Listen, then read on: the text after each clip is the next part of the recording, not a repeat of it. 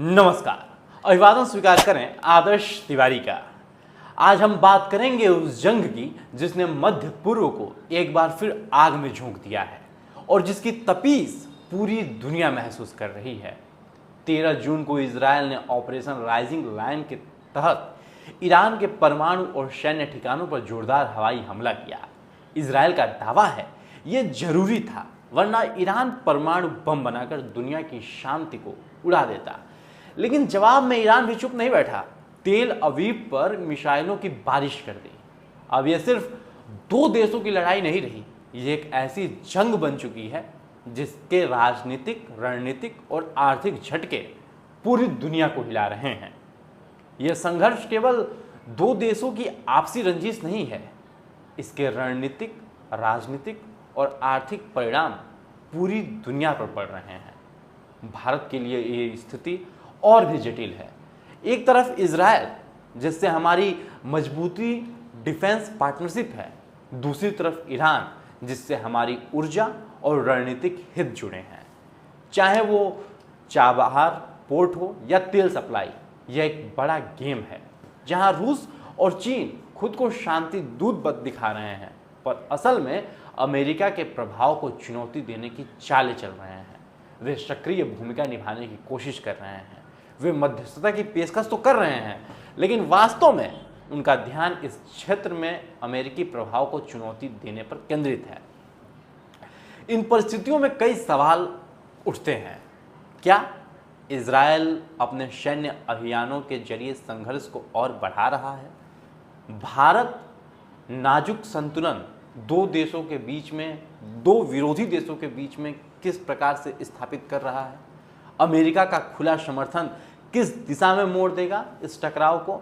और सबसे अहम, इस जंग का आपके जेब पर क्या असर पड़ेगा? तेल की कीमतें, शेयर मार्केट और वैश्विक अर्थव्यवस्था पर इसका क्या प्रभाव होगा? इन्हीं सब विषयों पर, इन्हीं सब मुद्दों पर आज हम इस वीडियो में विश्लेषण करेंगे। व्हाइट हाउस की ओर से दुनिया को यह संदेश मिला था कि अमेरिकी राष्ट्रपति डोनाल्ड ट्रंप अगले 2 हफ्तों में तय करेंगे कि अमेरिका इजरायल ईरान युद्ध में कूदेगा या नहीं। लेकिन ट्रंप ने अपने अंदाज में सबको चौंका दिया।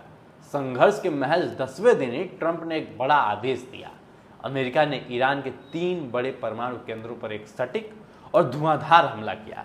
इस हमले की जानकारी किसी मीडिया रिपोर्ट या लीक से नहीं हुई, बल्कि खुद ट्रंप ने दी और बड़े गर्व से कहा, दुनिया की कोई भी सेना ऐसा ऑपरेशन नहीं कर सकती जैसा हमने किया है। Time ago, the U.S. military carried out massive precision strikes on the 3 key nuclear facilities in the Iranian regime: Fordo, Natanz, and Esfahan. Everybody heard those names for years as they built this horribly destructive enterprise. Our objective was the destruction of Iran's nuclear enrichment capacity and a stop to the nuclear threat posed by the world's #1 state sponsor of terror. Tonight, I can report to the world that the strikes were a spectacular military success. Iran's key nuclear enrichment facilities have been completely and totally obliterated. Iran, the bully of the Middle East, must now make peace. If they do not, future attacks will be far greater and a lot easier. For 40 years, Iran has been saying death to America, death to Israel. They have been killing our people, blowing off their arms, blowing off their legs with roadside bombs. That was their specialty. We lost over 1,000 people, and hundreds of thousands throughout the Middle East and around the world have died as a direct result of their hate. In particular, so many were killed by their general, Qasem Soleimani. I decided a long time ago that I would not let this happen. It will not continue. I want to thank and congratulate Prime Minister Bibi Netanyahu. We worked as a team like perhaps no team has ever worked before. And we've gone a long way to erasing this horrible threat to Israel. इस हमले के बाद Israel के राष्ट्रपति ने Donald Trump का समर्थन किया और कहा कि ताकत से शांति आती है। Congratulations, President Trump. Your bold decision to target Iran's nuclear facilities with the awesome and righteous might of the United States will change history. In Operation Rising Lion, Israel has done truly amazing things. But in tonight's action against Iran's nuclear facilities, America has been truly unsurpassed. It has done what no other country on earth could do. History will record that President Trump acted to deny the world's most dangerous regime the world's most dangerous weapons. His leadership today has created a pivot of history that can help lead the Middle East and beyond to a future of prosperity and peace. President Trump and I often say, peace through strength. First comes strength, then comes peace. And tonight, President Trump and the United States acted with a lot of strength. President Trump, I thank you. The people of Israel thank you. The forces of civilization thank you. God bless America. God bless Israel. And may God bless our unshakable alliance, our unbreakable faith. उनके शब्दों में न सिर्फ आभार था, बल्कि यह साफ इशारा था कि इजरायल अब इस जंग को निर्णायक मोड़ पर ले जाने की तैयारी कर चुका है। अमेरिकी विदेश नीति का एक मुख्य उद्देश्य इजरायल की सुरक्षा है, इसलिए अमेरिका का मौजूदा रुख कोई नया नहीं है। अमेरिका वही करेगा जो इजरायल के हित में हो। इजरायल चाहता है कि ईरान के न्यूक्लियर प्रोग्राम पर ऐसा हमला किया जाए जिससे वो अगले 10 साल तक फिर से खड़ा ना हो सके। लेकिन ऐसा हमला करने के लिए जिन विशेष बमों की ज़रूरत है वो सिर्फ अमेरिका के पास है, क्योंकि ईरान की न्यूक्लियर साइट्स ज़मीन के काफ़ी अंदर हैं। आपको बता दें, ट्रंप का चुनाव अभियान इस बात पर आधारित था कि वो अमेरिका को दूसरी जंगों में नहीं झोंकेंगे। लेकिन अगर इस बार ट्रंप इजरायल के साथ मिलकर ईरान पर हमला करते हैं तो अमेरिकी जनता कहेगी कि वो भी बाकी राष्ट्रपतियों जैसे ही निकले।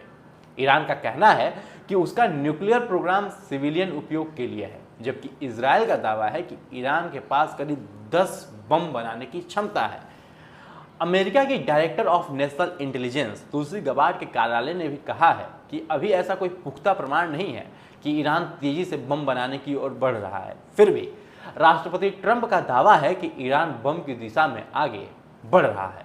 अमेरिका के अंदर से भी आवाज़ें उठ रही हैं कि देश को ऐसे युद्ध में नहीं कूदना चाहिए। ये तो बात हो गई अमेरिका की। इजरायल का लोगों का इस पर क्या कहना है?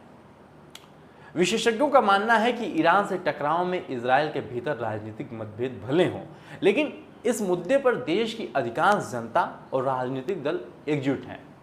गजा को लेकर भी भले ही इजरायल में प्रदर्शन हुए हों, लेकिन बताया जा रहा है कि ईरान के मामले में इजरायल के लोगों का मत एक जैसा है। जानकारों का कहना है कि इजरायल के लोग ये समझते हैं कि ईरान के साथ उनकी यह लड़ाई उनके अस्तित्व से जुड़ी है। गजा के मुद्दे पर इजरायल में हर रोज़ प्रदर्शन हो रहे थे। बंधकों की रिहाई को लेकर देश 2 खेमों में बंट गया था और बड़ी आबादी को सरकार से नाराज़गी थी। शुरुआत में सिर्फ बंधकों की रिहाई की मांग हो रही थी, लेकिन धीरे धीरे मांग बढ़ती गई और प्रधानमंत्री बिन्यामिन नेतन्याहू के इस्तीफे और फिर नए चुनावों की मांग तक पहुंच गई। ईरान के मसले पर पूरे इजरायल में एक आम सहमति है, चाहे सत्ताधारी पार्टी हो या विपक्ष, सभी ईरान को लेकर एकजुट नजर आते हैं। अधिकांश मानते हैं कि ईरान को किसी भी सूरत में परमाणु शक्ति नहीं बनने देना चाहिए, क्योंकि वह इजरायल के लिए अस्तित्व का संकट होगा। अब प्रश्न उठता है कि भारत के लिए क्या है चिंता का विषय? जब पिछले हफ्ते इजरायल ने ईरान पर हमला किया तो एक ध्रुवीकृत वैश्विक माहौल में भारत के लिए किसी एक पक्ष का समर्थन करना आसान नहीं था। हालांकि करीब 1 महीने पहले जब भारत ने पाकिस्तान के कुछ इलाकों में सैन्य कार्रवाई की थी, तब इजरायल ने भारत का खुलकर समर्थन किया था। यह इजरायल के लिए एक सहज निर्णय था, क्योंकि पाकिस्तान अब तक इजरायल को एक राष्ट्र के रूप में मान्यता नहीं देता है। वहीं दूसरी ओर भारत और ईरान के बीच लंबे समय से मजबूत और सभ्यतागत स्तर के संबंध रहे हैं। दोनों देशों के बीच रणनीतिक, आर्थिक और सांस्कृतिक जुड़ाव गहरे हैं। ऐसे में भारत के सामने सबसे बड़ी चुनौती यह है कि वह बिना अपने दीर्घकालिक हितों को नुकसान पहुंचाए वो इस संघर्ष में किसके साथ खुलकर खड़ा हो सकता है। भारत के मध्य एशिया में कई अहम हित जुड़े हुए हैं। हमारे लिए तेल का आयात, खाड़ी देशों के साथ व्यापारिक वॉल्यूम और सबसे बड़ी बात, वहां रह रहे 9 मिलियन से ज़्यादा भारतीय बहुत महत्वपूर्ण है। अगर युद्ध बढ़ता है तो इस पूरे क्षेत्र को इससे अलग नहीं किया जा सकता। ईरान की परमाणु साइट्स को जो निशाना बनाया जा रहा है, अगर कहीं जरा सी भी चूक हुई और रेडिएशन हवा में फैल गया तो उसका असर बहुत भयावह हो सकता है। भारत के लिए इजराइल और ईरान दोनों के साथ संबंध महत्वपूर्ण है और भारत नहीं चाहेगा कि तनाव और बढ़े, क्योंकि उसका असर सभी पर पड़ेगा। इन तमाम पहलुओं को देखते हुए हर देश, चाहे भारत हो या कोई और, सीज फायर को ही सबसे उचित विकल्प मानते हैं। लेकिन फिलहाल इस निर्णय का दारोमदार अमेरिका पर है। जब हम अंतर्राष्ट्रीय संबंधों की बात करते हैं तो ये देखना जरूरी होता है कि हमारी रणनीतिक साझेदारी किसके साथ कितनी गहरी है। भारत ने अभी तक अपने रिश्तों का संतुलन में रखा है, लेकिन अगर कभी ऐसी कोई परिस्थिति आ जाए कि आपको इस देश का साथ देना है या दूसरे देश का, तो जो हमारे देश के लिए फ़ायदेमंद हो उसे देखते हुए हम स्टेटमेंट देते हैं और दोनों देशों में से हमें किसी एक को चुनना होगा। उस समय हम देखेंगे कि कौन से देश के लिए हमारा साथ पलड़ा भारी है। बहरहाल, अब बात करते हैं खर्चों की और प्रभाव की। तो भारत अपनी ज़रूरत का बड़ा हिस्सा कच्चा तेल यानी क्रूड ऑयल और गैस आयात करता है। ईरान और खाड़ी देशों से तेल की सप्लाई बाधित हुई तो भारत को महंगा तेल खरीदना पड़ेगा। तेल गैस महंगा होने से ट्रांसपोर्ट महंगा होगा और इसका असर सीधे रोज़मर्रा की चीज़ों पर पड़ेगा, जैसे सब्जियां, फल, दूध, गैस सिलेंडर और किराया सबसे महंगे होंगे। तेल गैस महंगे होने से बिजली उत्पादन महंगा होगा और इंडस्ट्री की लागत बढ़ेगी, जिसका असर प्रोडक्ट्स की कीमत पर भी आएगा। भारत के रिश्ते इजराइल और ईरान दोनों से हैं। एक तरफ इजराइल के डिफेंस डील्स और टेक्नोलॉजी, दूसरी ओर ईरान से चाबहार, पोर्ट और एनर्जी सप्लाई। इस युद्ध में किसी एक तरफ झुकना भारत के लिए मुश्किल और जोखिम भरा होगा। अगर युद्ध लंबा खिंचता है तो ग्लोबल अनिश्चितता बढ़ेगी, निवेशक भारतीय शेयर बाजार से पैसा निकाल सकते हैं, इससे बाजार गिर सकता है। आज के लिए दीजिए मुझे इजाजत। यदि इस वीडियो को आप यूट्यूब पे देख रहे हैं तो चैनल को भी सब्सक्राइब करें और फेसबुक पे देख रहे हैं तो पेज को तुरंत फॉलो करें। धन्यवाद।